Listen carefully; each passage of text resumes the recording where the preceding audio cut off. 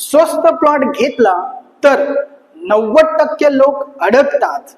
लोकांना कमी पैशामध्ये जमीन मिळत आहे म्हणून लगेच डील फायनल करतात, परंतु कोणतेही कागदपत्रे तपासत नाही आणि कायद्याचा योग्य तो सल्ला घेत नाही. याचे उदाहरण तुम्हाला देतो. कालच एक क्लायंट मला भेटला. त्याने स्वस्तात प्लॉट घेतला, परंतु त्या प्लॉटवर जाण्यासाठी ना रस्ता आहे ना इतर सुविधा आहेत.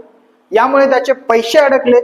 आता विकूही शकत नाही. त्यामुळेच जर लेआउट मंजुरी नसेल आणि त्या प्लॉटवर जाण्यासाठी रस्ता नसेल तर 100% कायदेशीर अडचणी येणारच.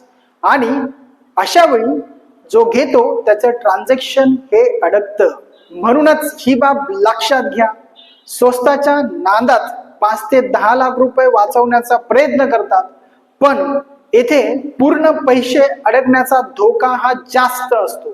त्यामुळेच प्लॉट घेण्याआधी कायदेशीर कागदपत्रे तपासून घ्या. योग्य तो कायदेशीर सल्ला घेऊन निर्णय घ्या. आणि हा व्हिडिओ जितक्या ग्रुप्समध्ये पाठवता येईल सर्वांना पाठवा. आणि अशाच कायदेशीर टिप्स मिळवत राहण्यासाठी चॅनलला फॉलो नक्की करा.